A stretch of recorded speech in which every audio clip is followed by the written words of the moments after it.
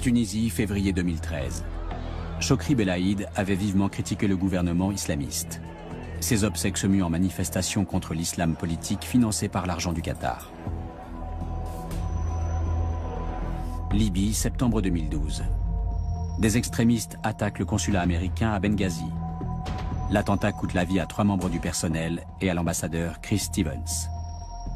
C'étaient pourtant les forces aériennes des États-Unis et d'autres pays occidentaux qui avaient arrêté les troupes de Kadhafi devant Benghazi.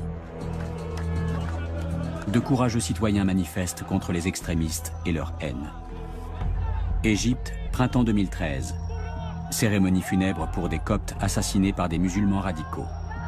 Les salafistes et les frères musulmans au pouvoir ameutent l'opinion contre les chrétiens. Les salafistes reçoivent de l'argent d'Arabie Saoudite, les frères musulmans du Qatar. En Syrie, l'ingérence des États du Golfe est encore plus forte. Le Qatar et l'Arabie Saoudite financent l'insurrection sunnite. Ils ne visent pas l'instauration d'une démocratie, mais l'avènement d'une Syrie sunnite et fondamentaliste.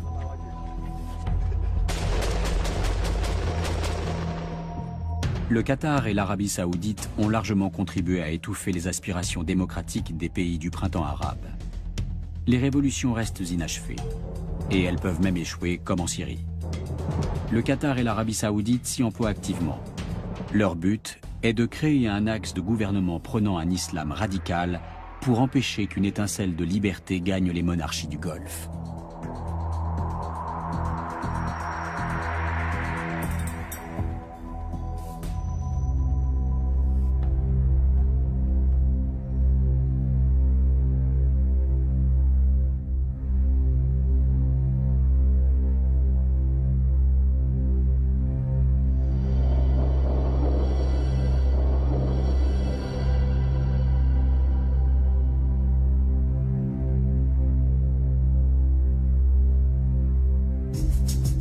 Le Najd, une région d'Arabie Saoudite. C'est ici qu'est né le courant politico-religieux qui donne aujourd'hui le ton dans le Golfe. Le wahhabisme a été fondé par Mohammed Ben Abdel Wahhab. Son nom est le symbole d'une interprétation littérale et stricte du Coran. Toute tentative de réforme est tuée dans l'œuf.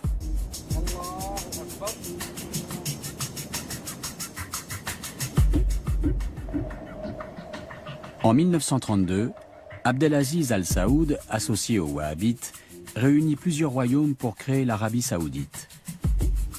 Le prix de cette alliance est un lien indissoluble entre religion et politique. Les Wahhabites, ou salafistes, comme on les appelle également, dominent la politique saoudienne intérieure et extérieure. Grâce au deuxième plus grand gisement de pétrole brut mondial, les villages de briques crues sont devenus des cités high-tech et les nomades des millionnaires. Seule la religion n'a pas évolué. L'Arabie Saoudite n'exporte pas seulement du pétrole, mais aussi son idéologie islamiste. Ici, la modernité n'est qu'une façade. La société est conservatrice et réglementée à l'extrême. Hommes et femmes sont strictement séparés. Le cinéma et le théâtre sont interdits. La musique profane est condamnée. L'art censuré. Des sommes considérables quittent l'Arabie Saoudite en direction des pays du printemps arabe. Des hommes d'affaires soutiennent les mouvements islamistes et leurs branches terroristes de la Tunisie jusqu'en Syrie. La Maison royale finance l'opposition syrienne, mais s'immisce ailleurs en faveur des systèmes autoritaires. Car le but n'est pas de promouvoir la démocratie. Pour les États du Golfe, le fait que l'Égypte, la Tunisie, la Libye et peut-être bientôt la Syrie renversent leur régime constitue une menace. Ils ont peur qu'il se produise la même chose chez eux. En aidant les sociétés arabes à s'islamiser, ils se rendent service à eux-mêmes. Ils peuvent ainsi préserver et consolider leurs intérêts dans la région. Car l'islamisation est synonyme d'extension de la sphère d'influence saoudienne.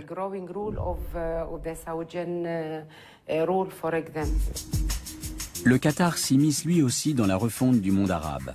La petite péninsule du Golfe Persique fait désormais partie des États les plus influents de la région. Après l'Iran et la Russie, le Qatar possède les plus grandes réserves mondiales de gaz. 80% de ses habitants sont des travailleurs immigrés.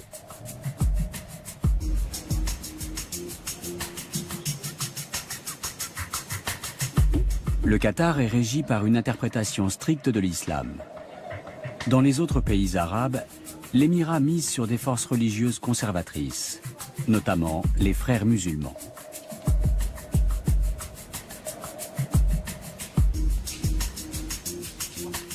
Le cheikh Hamad Ben Khalifa Al Thani est le père de l'émir actuel.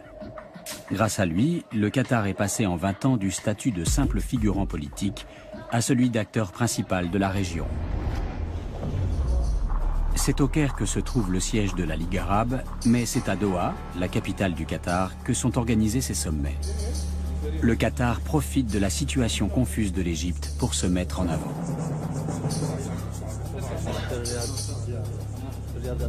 Dans le cas du Qatar, oui, effectivement, on est là encore dans des considérations qui sont probablement plus stratégiques.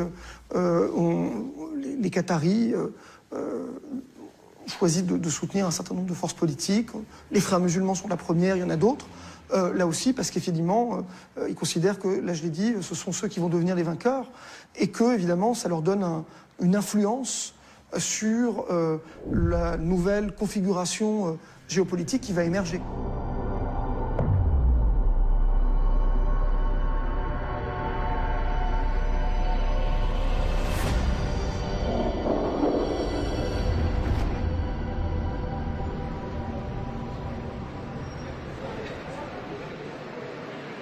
Houda Cherni fait partie de ceux qui s'opposent à l'influence des pays du Golfe. Elle est conseillère juridique d'une grande compagnie maritime, mère de famille, militante des droits des femmes, syndicaliste et soutient de la première heure de la Révolution. J'aime beaucoup cet endroit. J'y ai vécu tant de belles choses.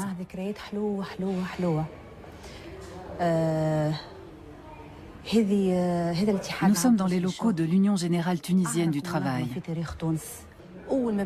C'est la plus ancienne organisation syndicale de Tunisie. Dès le début des manifestations et du mouvement contestataire, l'Union générale tunisienne s'est beaucoup investie et a soutenu les manifestants dans toutes les villes tunisiennes qui se sont soulevées. Juin 2013. Derrière ces barbelés se trouve le ministère de l'Intérieur. Le pays est gouverné par le parti Ennahda, la branche tunisienne des frères musulmans. Lors des premières élections libres, Ennahda a remporté le pourcentage le plus élevé de voix, mais pas la majorité absolue. Pourtant, il tente aujourd'hui de transformer toute la Tunisie en une société islamiste conservatrice. Nous avions un grand rêve, celui d'une Tunisie nouvelle, d'une belle Tunisie, d'une Tunisie libre, laïque et démocratique. Malheureusement, le rêve était trop beau et nous avons été vite rattrapés par la réalité. La place centrale de Tunis, rebaptisée place du 14 janvier 2011 après la Révolution. Ici, c'est encore une femme qui orchestre le bal des voitures. Les femmes de Tunisie comptent parmi les plus libres du monde arabe. Mais depuis l'arrivée au pouvoir d'Ennahda, leurs droits sont contestés et elles doivent lutter pour les préserver.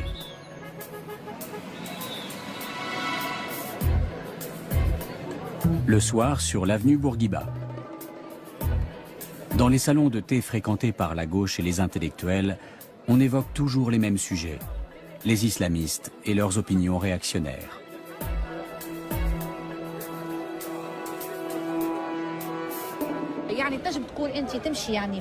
Parfois dans la rue,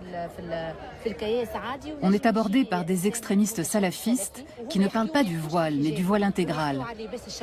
Si possible avec niqab et vêtements amples. Il ne s'agit pas d'un voile islamique, mais d'un voile wahhabite. C'est ce courant wahhabite qui nous vient des pays du Golfe comme l'Arabie saoudite et le Qatar qui constitue une menace. Le meurtre de Chokri Belaïd, le 6 février dernier, a marqué un tournant pour tous les opposants aux islamistes. Il a été élevé au rang de martyr et sa veuve est considérée comme une héroïne nationale. En juin, l'Association tunisienne des femmes démocrates a réuni des signatures pour exiger que le meurtre soit élucidé. Des dizaines de milliers de cartes postales sont arrivées au ministère de l'Intérieur. La même question inscrite sur chacune d'entre elles. Qui a tué Chokri Belaïd? L'attentat a attisé la méfiance à l'égard du gouvernement islamiste et entraîné l'union des partis d'opposition. L'assassinat de Chokri Belaïd a suscité beaucoup de colère et de critiques virulentes. Les citoyens tunisiens ont violemment condamné cet acte.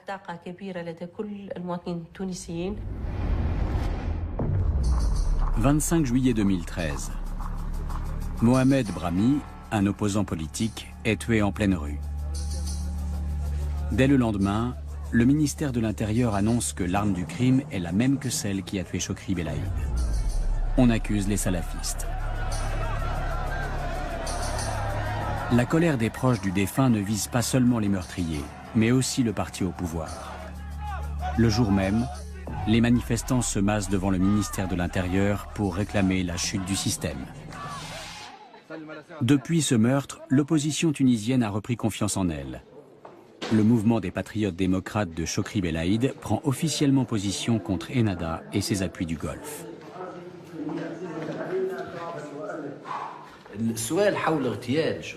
Parmi les questions que soulève l'assassinat de Chokri Belaïd, on peut se demander à qui profite ce crime. À l'époque, Chokri était sur le point de réaliser deux choses importantes en Tunisie. Faire éclater au grand jour des politiques, des choix et des alliances, et rassembler le plus grand nombre de Tunisiens contre ces politiques, ces choix et ces alliances. Lors du premier anniversaire de la révolution tunisienne, l'émir du Qatar était l'invité d'honneur de Tunis. Il avait qualifié les changements survenus dans les États arabes de chance historique. Ils allaient enfin pouvoir réaliser leur unité à l'image de l'Union européenne. Et ce, bien sûr, sous la houlette des frères musulmans que le Qatar soutient de la Tunisie jusqu'en Syrie. Mais ce mouvement si populaire dans les premiers temps se heurte à la réalité du pouvoir. En Tunisie, les prix grimpent, le tourisme stagne, les investisseurs hésitent.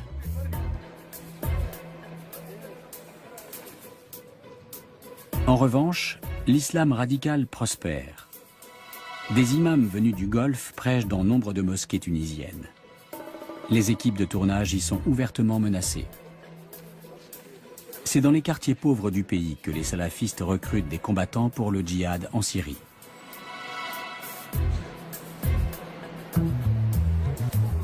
Régulièrement, des gens dont le fils ou le frère est parti se battre en Syrie manifestent devant le ministère des Affaires étrangères. Quelques dizaines de Tunisiens sont enfermés dans les prisons de Damas. Ce n'était pas un extrémiste. Il faisait sa prière, oui. Après le travail, il allait à la mosquée puis rentrait chez lui. Il ne sortait pas ni ne fréquentait les cafés. Il a fait la connaissance sur Internet d'un Libanais dont j'ai oublié le nom. Et depuis, il n'a que le mot djihad à la bouche et il distribue des tracts. Il faudrait que le gouvernement empêche ce genre de choses. Les familles exigent du ministère des Affaires étrangères qu'il négocie le retour de leurs enfants avec le gouvernement de Bachar el-Assad.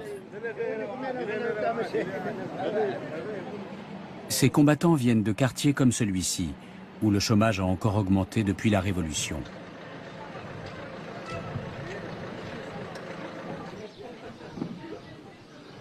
Zaleh Badrouchi s'occupe bénévolement des parents de ces combattants. Il nous conduit chez la mère de l'un d'entre eux. Son fils unique croupit depuis 6 mois dans une prison syrienne. Depuis son départ, cette veuve n'a pratiquement plus de revenus. Allah nous suffit. Il est notre meilleur garant. Que Dieu mette le gouvernement dans le droit chemin pour qu'il rouvre l'ambassade et permette à notre fils de revenir. Elle nous montre les vêtements occidentaux de Bilal, 22 ans. Il était associé dans une boutique de mode, dit-elle, et n'a jamais été religieux. Pour quelle raison est-il parti combattre en Syrie? Sa mère l'ignore. C'était la première fois qu'il allait en Turquie. Avant son départ, sa sœur lui a demandé de lui ramener des vêtements de là-bas. Si son intention était d'aller se battre, il n'aurait pas noté sa commande. Des Tunisiens venus d'Afghanistan se sont emparés de mosquées dans les villages et les quartiers défavorisés. Ils s'y sont installés et ont entrepris d'attirer les jeunes chômeurs avec des promesses et un lavage de cerveau. 2 semaines avant notre rencontre, Aziza a rendu visite à son fils dans sa prison syrienne. Elle ne sait toujours pas exactement qui l'a recruté. Quand on voit les pays arabes qui ont fait la révolution, qui a les moyens de mobiliser un tel nombre en fait, de combattants étrangers pour partir? La Tunisie n'a pas les moyens. La Libye, elle est tellement occupée avec ses problèmes intérieurs, avec les problèmes d'armes. L'Égypte, qui a d'énormes problèmes, et le Yémen. Donc on ne pense qu'aux pays maintenant qui ont un intérêt à vraiment changer le régime syrien et qui appuient inconditionnellement par les médias et même politiquement de faire partir ces combattants vers la Syrie, de faire la guerre. La Tunisie est un pion dans une partie de géopolitique dont le but est de mettre la côte méditerranéenne depuis Tunis jusqu'au nord de la Syrie sous l'influence des frères musulmans. Mais la société tunisienne est l'une des plus ouvertes du monde arabe. Si l'islam wahhabite venait à s'implanter ici, les femmes seraient les premières à devoir renoncer à une grande partie de leur liberté.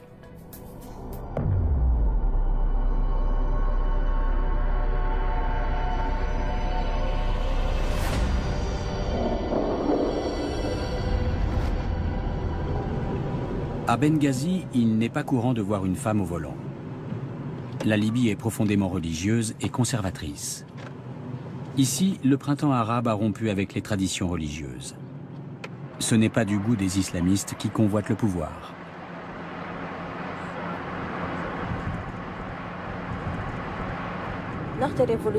Après la Révolution, il y a eu de grands progrès. Tout d'un coup, les femmes ont pu faire plein de choses.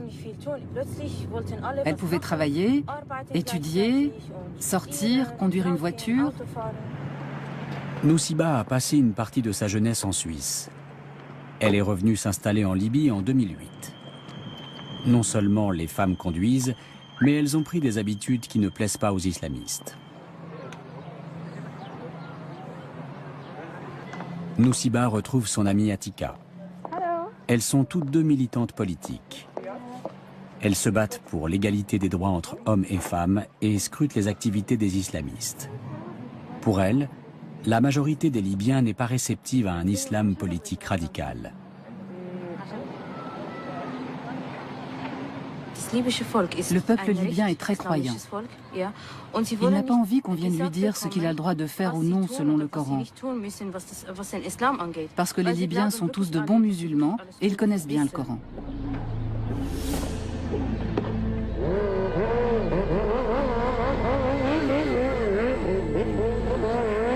À Benghazi, les milices armées qui ont combattu les troupes de Kadhafi font la circulation. Dans le pays, elles disposent d'un pouvoir considérable. Elles comptent aussi d'innombrables extrémistes, mais leur position est fragilisée depuis qu'en septembre 2012, un groupe terroriste a attaqué l'ambassade américaine. Une vidéo blasphématoire postée sur Internet par un Américain serait à l'origine de l'attentat. Pendant des heures, l'ambassade a été la cible d'un feu nourri. Les terroristes ont tué 3 ressortissants américains. Et Chris Stevens, l'ambassadeur, est mort asphyxié. Rizik Atik était voisin de l'ambassade. Il a assisté à l'attaque, mais n'a pu aider les assiégés. Les attaquants étaient trop nombreux. Ce qui s'est passé est inacceptable. Nous avons été attristés par ce qui est arrivé, surtout pour l'ambassadeur. Il a été là pendant la Révolution. Il a vécu avec nous, avec le peuple. Cet attentat a marqué un tournant.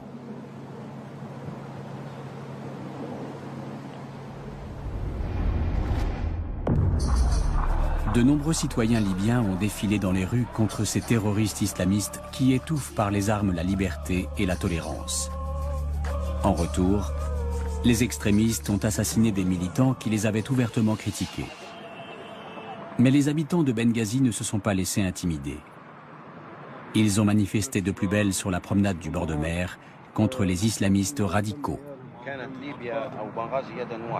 Ahmad Kouwaifi et Mouayyad Boraoui ont participé à ces marches de protestation. Ils ne critiquent pas seulement les ennemis de la démocratie, mais aussi leurs financiers. Nous remercions le Qatar pour son rôle au début de la révolution. Mais il est temps pour les enfants du pays de le reconstruire indépendamment, sans l'aide des grandes puissances de la région. Nous sommes pour le maintien des relations avec le Qatar, mais nous refusons catégoriquement son soutien aux divers courants politiques.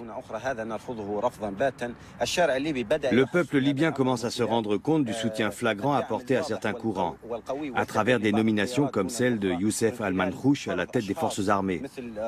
Il y a même des pressions sur le Congrès général national pour le maintenir à son poste. Les jeunes ne sont pas les seuls à se révolter contre les fanatiques religieux. La Libye est une société tribale. Pour la seule région de Benghazi, on dénombre une centaine de tribus. Leurs chefs se rencontrent régulièrement pour résoudre des problèmes politiques et sociaux. Ils forment une sorte de parlement régional. La politique à coups de Kalachnikov des extrémistes est considérée comme une attaque contre l'autorité traditionnelle. Suite à l'attentat contre l'ambassade américaine, les tribus sont arrivées le jour de la libération de la Libye et ont demandé le rétablissement de la paix et de la sécurité avec l'intervention de l'armée. Celle-ci a obtenu les pleins pouvoirs et le droit de riposter face à toute menace contre la paix dans le pays et la sécurité des populations civiles et étrangères. Les sociétés étrangères, les journalistes, les diplomates, ainsi que toute personne travaillant ici seront protégés.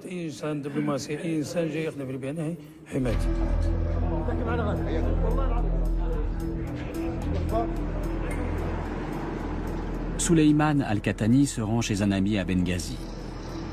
La Libye est encore loin d'être un état de droit. La police et les institutions centrales, comme les pouvoirs législatifs, exécutifs et judiciaires, sont encore en devenir. Et l'armée est désorganisée.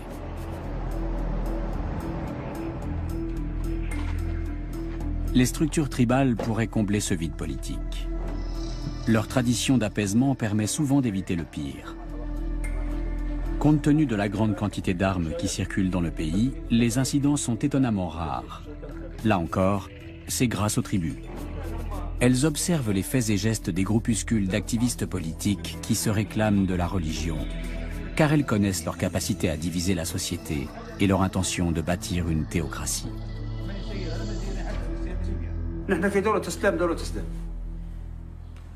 Nous sommes dans un pays musulman, mais nous ne voulons pas d'un État islamique.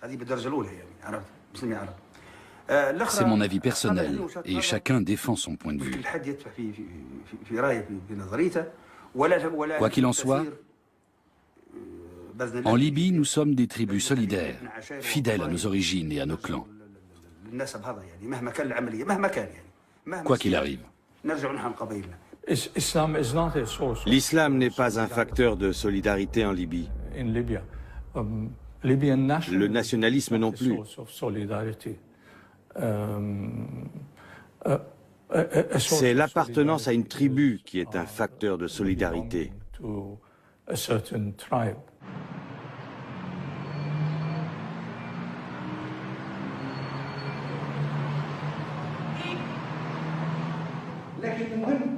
Les représentants d'un islam politique ne sont pas les seuls à avoir une position difficile en Libye. Les frères musulmans sont eux aussi en difficulté. Pilotés par leur siège égyptien, ils ont tenté sans grand succès de s'implanter dans le paysage politique. Selon les estimations, la confrérie libyenne compterait 5000 membres en Libye. Peut-être sont-ils moins nombreux encore. Leur influence politique est pratiquement insignifiante, mais leur projet est radical. Les frères musulmans veulent fusionner politique et religion, prétendument par la voie démocratique.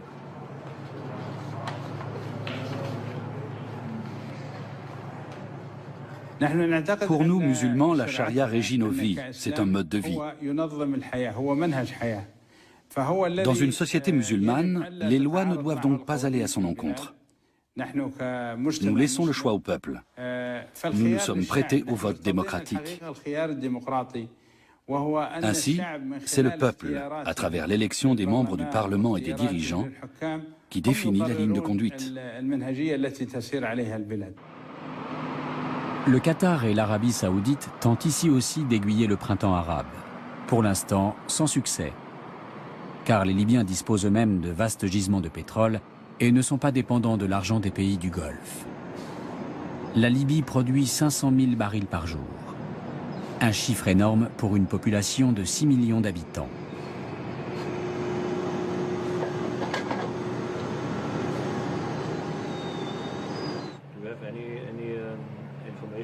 Otto Wilhelm est directeur pour la Libye de la société allemande Wintershall qui cherche et extrait du pétrole dans l'est de la Libye. L'ère post-Kadhafi ouvre de grandes perspectives, et pas seulement du point de vue politique. La Libye est un pays encore peu exploré. Le pays a donc un énorme potentiel de découverte. Et grâce à une meilleure organisation de l'extraction, on pourrait encore augmenter le rendement. Il y a beaucoup d'avenir dans le pétrole ici.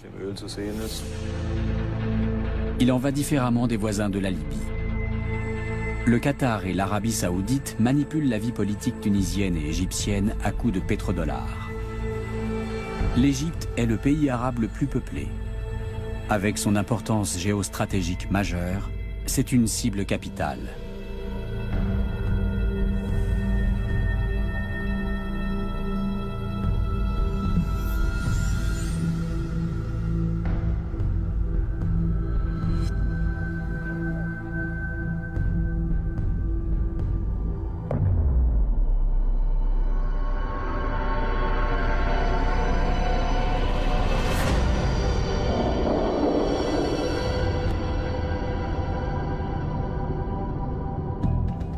Pauvre en pétrole, l'Égypte est dépendante de l'argent de l'étranger. Les Qataris ont massivement investi sur le Nil. D'innombrables bâtiments ont fleuri grâce à l'argent des riches États du Golfe, générant quantité de nouveaux emplois. Début 2013, l'émir du Qatar a accordé un crédit de 18 milliards de dollars à l'Égypte. Une somme colossale. Mais ce n'est pas par philanthropie. L'objectif est d'aider leurs alliés, les frères musulmans, et leur politique. Les chrétiens souffrent de la situation. Printemps 2013. Une cérémonie funèbre au Caire. Une fois de plus, des membres de la communauté copte ont été tués lors de violences antichrétiennes. Le deuil fait place à la colère. Les funérailles virent à la manifestation politique pour les droits des coptes. Environ 10% des Égyptiens sont chrétiens. Beaucoup d'entre eux craignent d'être mis sur la touche politiquement et socialement par le gouvernement des frères musulmans. Cette peur est légitime.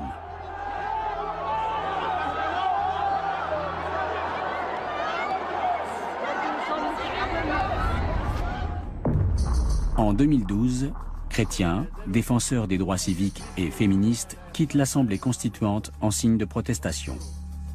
Ils sont aussitôt remplacés par des membres du Parti des frères musulmans. Une constitution à tendance fortement islamiste est rédigée en un temps record. Très largement contestée, cette nouvelle constitution est approuvée par seulement 21% des électeurs. Quand Mohamed Morsi devient président, en juin 2012, il déclare vouloir défendre la liberté, la démocratie et les droits des minorités. Mais il ne tient pas parole. Le jour de l'intronisation de l'évêque Tavadros, alias Théodore II, patriarche des Coptes orthodoxes, Mohamed Morsi est absent. Un cruel manque de respect à l'égard des chrétiens qui vivent en Égypte depuis près de 2 millénaires. Le mépris évident du président à l'égard du nouveau pape n'est pas sans conséquence. Pour les extrémistes, il légitime la persécution des chrétiens. La moindre altercation suffit souvent à déclencher des affrontements mortels, comme celui survenu au printemps dernier à El Ksoussous, une localité de la banlieue nord du Caire. Des magasins tenus par des coptes sont saccagés, des maisons incendiées. 6 chrétiens et un musulman y laissent la vie. Atef Abdedrabo a assisté à ce déchaînement de violence qui n'était pas un combat de rue comme il y en a tant. Cette fois, le conflit prenait la tournure d'un pogrom. Vers 22 h, un gigantesque incendie s'est déclaré, créant des mouvements de panique. Tout le monde criait au feu. Je suis sorti au milieu de la foule et j'ai vu qu'une grande partie de la rue était en feu et que la maison de Farouk Awad avait brûlé. On jetait le mobilier brûlé par les fenêtres. Ces pères de famille coptes craignent pour leurs femmes et leurs enfants. Dans de nombreux quartiers du Caire, chrétiens et musulmans cohabitent paisiblement. Toutefois, cette paix intercommunautaire est menacée par le projet d'islamisation des frères musulmans. Mais elle n'est pas encore perdue. Beaucoup de musulmans considèrent le fondamentalisme islamique comme contraire à l'islam. Ce qui me fait peur, c'est qu'on a toujours vécu ensemble, chrétiens et musulmans. Nous n'avions jamais connu ça. Nous avons la chance en Égypte d'avoir une nation composée de 2 religions, chrétienne et musulmane. Nous avons toujours partagé nos repas et nos sorties. Tout ce qui nous différencie, c'est ce que Dieu nous interdit. C'est la seule différence. Aujourd'hui, vous avez les frères musulmans et les politiques qui se disputent le pouvoir. Et pendant ce temps, le peuple meurt de faim. On va finir par s'entretuer. Le peuple va se venger des frères musulmans et de l'opposition. Il n'épargnera personne. Nous sommes à bout. Début 2013, le président Mohamed Morsi, flairant l'inquiétude ambiante, se rend à Berlin pour rassurer l'Europe. Il affirme que l'Égypte est un pays démocratique, que la société égyptienne est une société libre et que les minorités y sont protégées. Après son rendez-vous avec la chancelière Angela Merkel, il accepte de se prêter à une interview. Werden Touristen in Ägypten in Zukunft mit einem Alkoholverbot rechnen müssen? Mohamed Morsi répond que chaque culture a ses valeurs et qu'en Allemagne aussi, il y a des règles à respecter.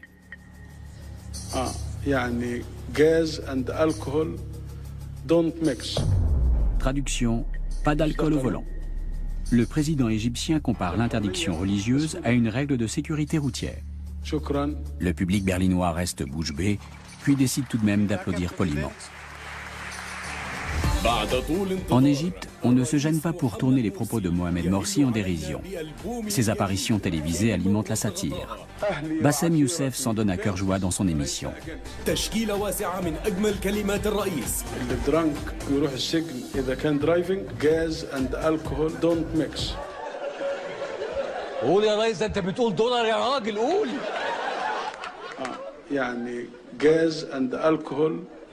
don't mix. Gas and alcohol don't mix. زي الانجليزي والعربي كده don't mix. زي الدين والسياسه don't mix. هي دي نصائح المهمه في حياه الشعوب. Du sublime au ridicule, il n'y a qu'un pas. Pour les membres du parti des frères musulmans, ce que fait Bassem Youssef est un crime de lèse-majesté.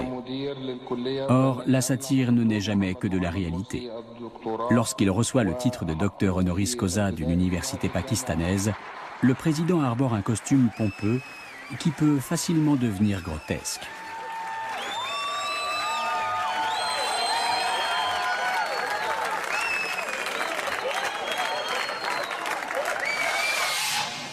Lamis El Hadidi, une collègue de Bassem Youssef qui travaille comme lui pour la chaîne de télévision CBC, reçoit régulièrement des menaces de mort des islamistes radicaux.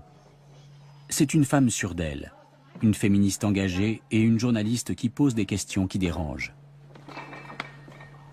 La société est composée pour moitié de femmes. Nous n'allons pas remettre en question des acquis pour lesquels on a lutté pendant des décennies. Les femmes forment une part importante de la société égyptienne. Ce sont elles qui font la queue pendant des heures pour aller voter. Ce sont elles qui se battent pour le droit au travail et plus généralement pour la démocratie, la liberté et la libre pensée. Ils peuvent nous harceler dans la rue et nous menacer. Nous ne sommes pas prêtes à renoncer à nos droits. Depuis la fin de la dictature de Hosni Moubarak, les rues du Caire ont changé de visage. Le centre culturel Saket El Sawi, par exemple, était auparavant fréquenté par des jeunes aux idées plutôt pro-occidentales. Aujourd'hui, il est investi par des salafistes. La question du jour, les droits et les libertés des régimes démocratiques sont-ils compatibles avec l'islam? Les droits des femmes constituent bien sûr l'un des points importants du débat. Un homme peut-il battre sa femme? Réponse: il ne doit pas la maltraiter, mais certains coups sont permis. S'il la bat, il ne doit pas lui briser les os, ni lui laisser des marques sur le corps. Est-ce qu'à l'étranger, les lois sur les violences faites aux femmes sont aussi précises? Bien sûr que non. Les salafistes excluent tous ceux qui ne partagent pas leur interprétation de l'islam. C'est précisément ce qu'il y a de plus profondément antidémocratique dans leurs convictions politiques.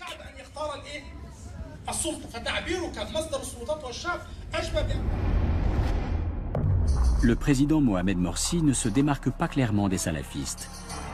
Cet été, lors d'une rencontre réunissant les diverses tendances politiques, il a laissé un prédicateur tenir des propos haineux et même proférer des menaces contre les chiites sans intervenir. Or, les attaques verbales sont souvent suivies de faits. Le moindre prétexte est bon pour passer à l'acte. Parfois, une simple rumeur suffit. Un jour, des voisins malveillants font incursion dans une maison où des chiites se réunissent pour prier. Un autre jour, 4 chiites se font tuer dans la rue, victimes d'un accès de folie meurtrière.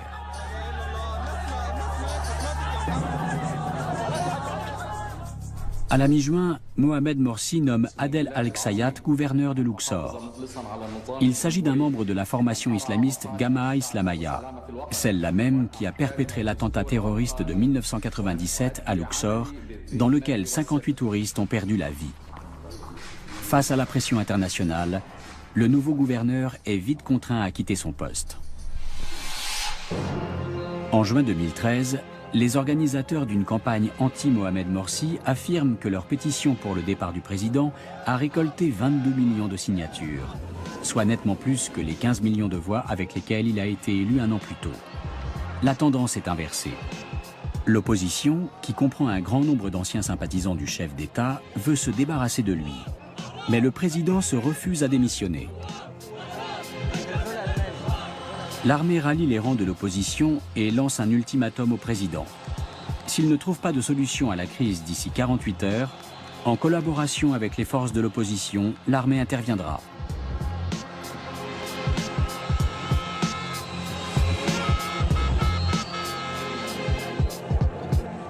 Mais Mohamed Morsi persiste et signe. Il a été élu et est donc le chef d'État légitime. Il se fait même menaçant. Mais aussi arrogant soit-il, ses propositions sont insuffisantes. Ils n'ont rien à proposer. Ils ne gèrent rien. Ils sont incapables d'avoir une vision globale puisqu'ils refusent de collaborer avec qui que ce soit.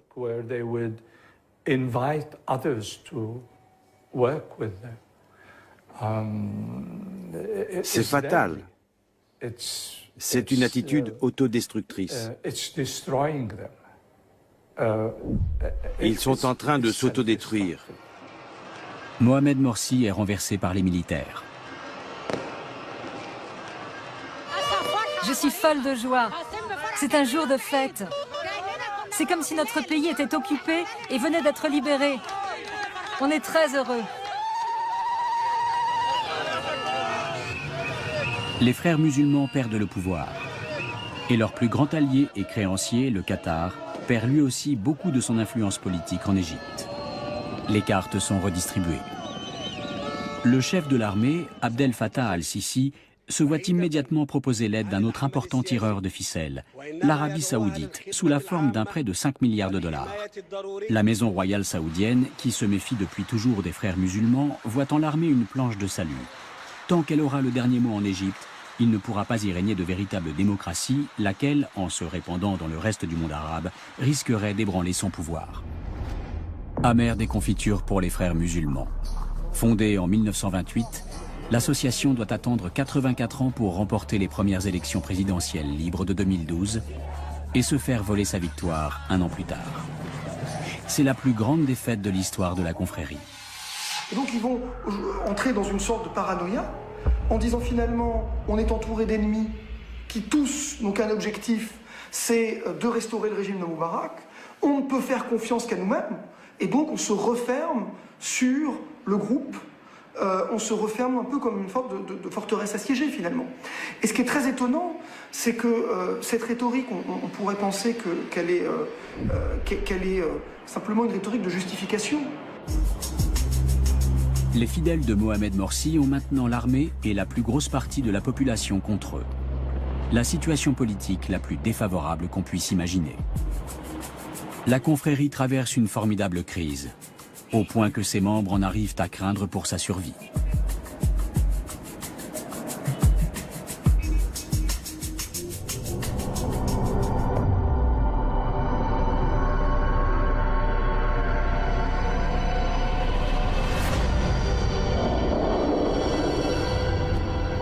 Gaza.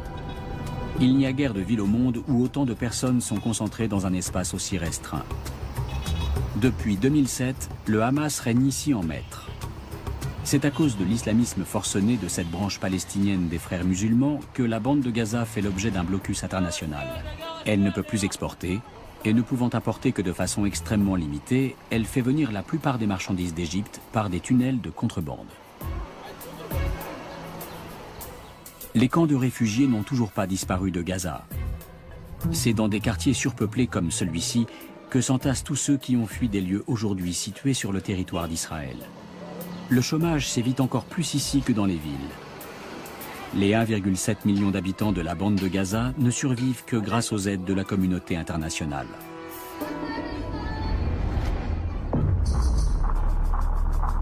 En octobre dernier, l'émir du Qatar, accompagné d'une imposante délégation, a débarqué au milieu de toute cette misère. Il est le premier chef d'État à rendre visite au plus haut responsable du Hamas à Gaza, Ismaël Haniyeh. Un triomphe pour les islamistes, victimes depuis 5 ans de l'isolement diplomatique imposé par la communauté internationale. L'émir n'est pas venu les mains vides. Le Qatar veut investir plus de 400 millions de dollars à Gaza pour construire des infrastructures, des logements et un hôpital spécialisé dans les prothèses.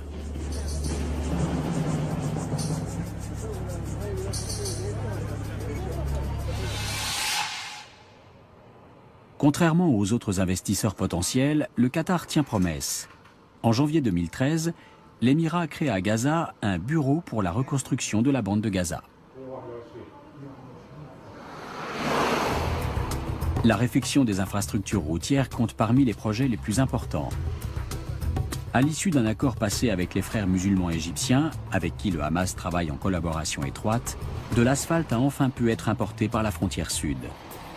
Le lien commercial noué avec les fournisseurs égyptiens permet aux entreprises palestiniennes de faire avancer les travaux de rénovation. Mais ça ne dure pas. Depuis la destitution de Mohamed Morsi, la circulation des marchandises est à nouveau bloquée.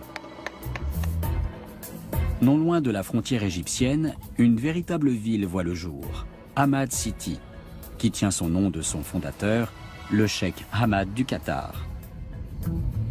On prépare actuellement le terrain pour la construction de 3700 unités d'habitation, de plusieurs écoles et installations sportives, et bien sûr d'un certain nombre de mosquées. Ce terrain appartient au gouvernement. Les gens qui vivent ici illégalement vont devoir céder la place.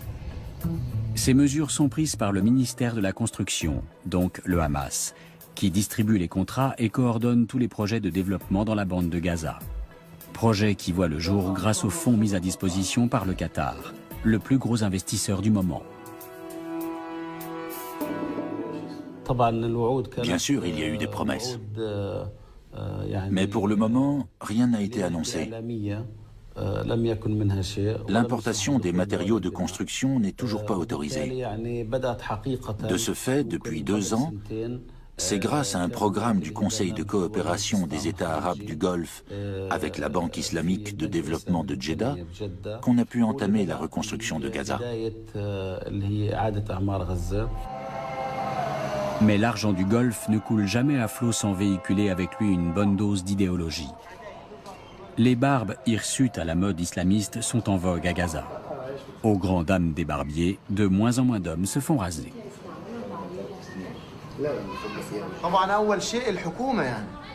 C'est d'abord la faute du gouvernement. Puis viennent les étrangers, ces cheikhs venus du Qatar ou de je ne sais où dans la région. Alors ils sont tous barbus. Et si leur barbe est bien taillée, il y en a qui veulent faire pareil. C'est comme ça que ça se passe. Les fonctionnaires de l'État ne vont plus chez leur barbier qu'une fois par mois. Et les citoyens ordinaires n'osent plus arborer de coiffure moderne par peur des autorités. D'ailleurs, à ce sujet, il y a un jeune qui s'est fait agresser. On lui a rasé la barbe et on l'a battu. Je vous le jure. La colère de la population a rapidement mis fin à cette campagne d'islamisation. Mais la peur continue à régner. Les sociétés austères et surréglementées des États du Golfe ont déteint durablement sur les habitants de la bande de Gaza. L'émir du Qatar est très conséquent dans son soutien aux frères musulmans. En Palestine, ils sont représentés par le Hamas, l'aile locale de la confrérie. Et à travers sa visite officielle à Gaza et l'appui financier qu'il leur accorde, l'émir a montré très clairement que ce sont eux qu'il soutient en Palestine. Par conséquent, ce sont les frères musulmans et donc le Hamas qui auront le pouvoir ces prochaines années.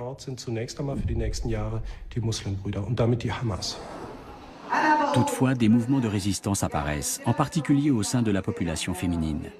Où en sont les femmes après les printemps arabes? Tel est le thème de cette conférence tenue à Gaza en juin dernier. Les intervenantes, tunisiennes, égyptiennes et yéménites, reprochent aux islamistes d'adopter une attitude discriminante envers les femmes avec l'appui des pétromonarchies. Dans les projets de développement, il y a une ingérence de la part des pays du Golfe, que ce soit le Qatar, les Émirats arabes unis ou le Koweït, à travers des associations islamiques qui investissent en Palestine, et en particulier dans la bande de Gaza, dans l'intérêt du pouvoir en place. Ainsi, le pouvoir sera sous l'influence de leur idéologie et de leurs convictions, dont fait partie la question des droits des femmes. Les femmes ont un niveau d'érudition plus élevé à Gaza qu'en Égypte ou en Libye. Mais ici, elles sont victimes d'un double enfermement, car elles vivent à la fois au sein d'une société très conservatrice et dans un territoire étroitement replié sur lui-même. En fournissant au Hamas des aides au développement dont Gaza a un besoin urgent, le Qatar se fait un allié supplémentaire qui vient renforcer l'influence géopolitique des puissances sunnites du Golfe aux dépens de leurs rivales chiites, Téhéran et Damas.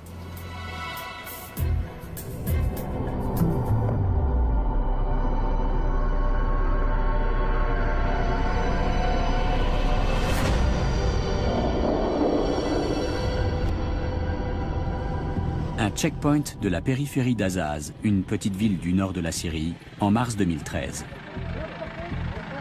Le cheikh Youssef Assaoui fait contrôler tous ceux qui cherchent à entrer dans Azaz. Ce chef religieux sunnite est investi d'attributions policières et de fonctions gouvernementales. Dans le camp des rebelles, religion et politique se fondent sur le champ de bataille qu'est devenu la Syrie.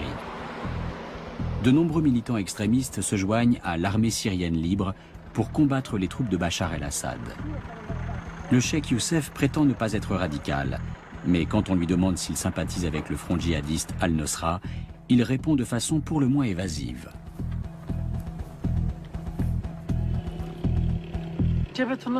Le front Al-Nosra est formé essentiellement de civils.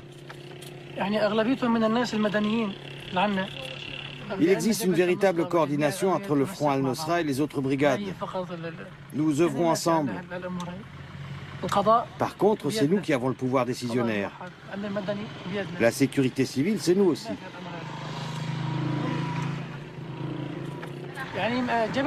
Le front Al-Nosra est une brigade comme une autre, ils n'ont ni pouvoir ni armée. Mais si nous avons besoin de soutien, ils seront présents à l'appel.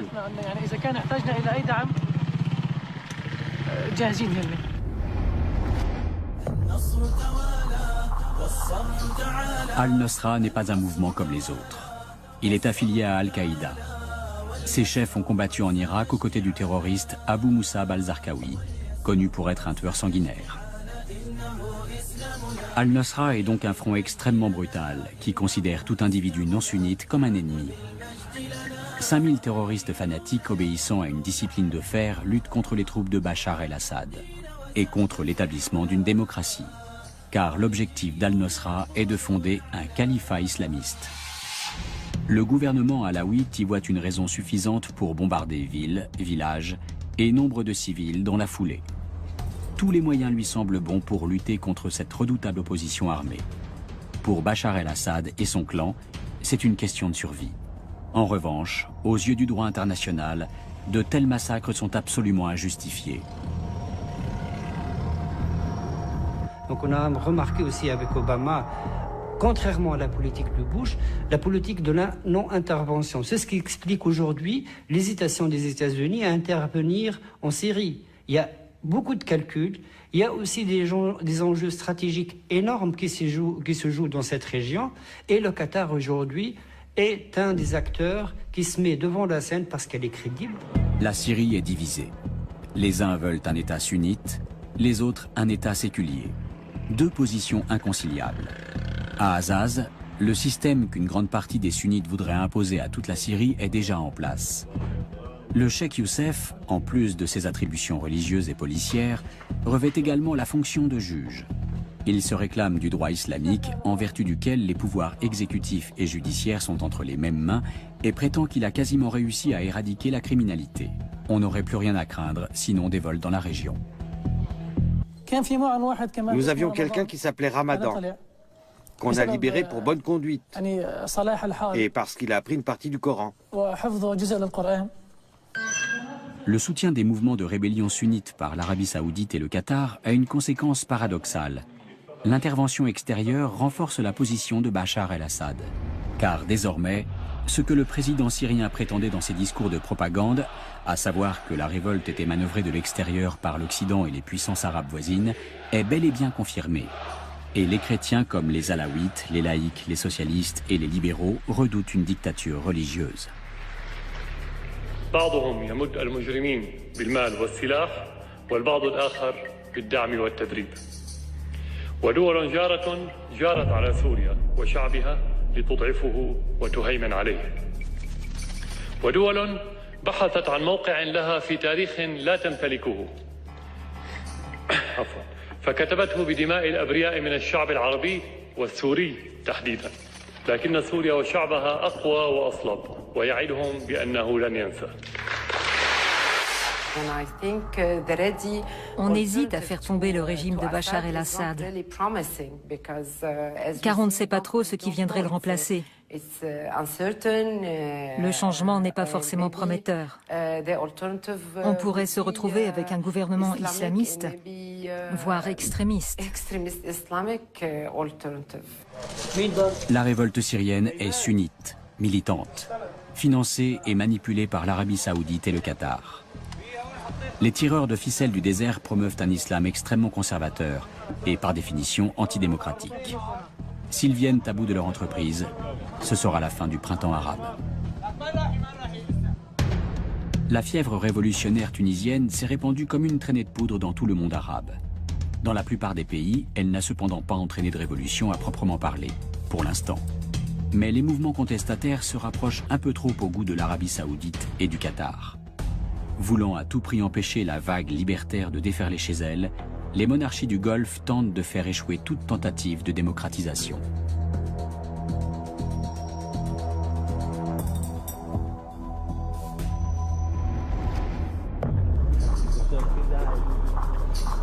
En juin 2013, l'émir du Qatar transmet les rênes du pouvoir à son fils. Il est temps qu'une nouvelle génération prenne les choses en main, annonce-t-il dans son discours d'adieu.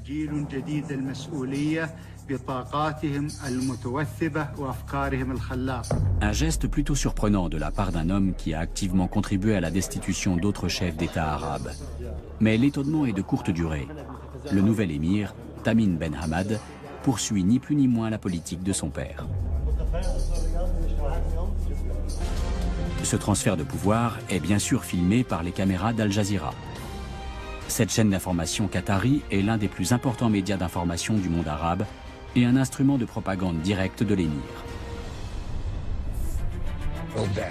Car Al Jazeera ne se pose pas en simple observateur du printemps arabe. Elle prend clairement position. Un certain nombre de journalistes démissionnent en signe de protestation.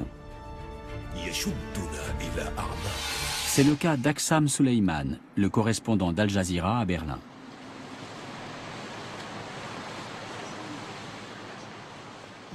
Al Jazeera n'était pas du côté du peuple. Elle a traîné dans la boue les fondements même du journalisme, soi-disant pour le bien des révolutions. Aujourd'hui, on sait qu'en fait, elle agissait en faveur de certains groupes au sein de ces mouvements, à savoir les islamistes. Pour Aksam Souleyman, l'attitude d'Al Jazeera vis-à-vis du printemps arabe a fait perdre sa crédibilité à la chaîne et à son principal créancier, le Qatar.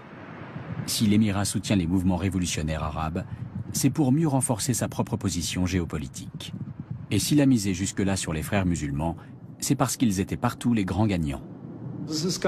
Il est clair que les frères musulmans sont les grands profiteurs de la révolution de 2011. Mais ce qu'on ne sait pas, c'est s'ils seront à la hauteur des défis que ces pays vont devoir relever. La stratégie qui consiste à miser sur les frères musulmans est donc assez incertaine. Je pourrais poser la question inverse. Si par exemple le printemps arabe avait amené des forces libérales au pouvoir, est-ce que les monarchies du Golfe les auraient soutenues de la même façon? Bien sûr que non.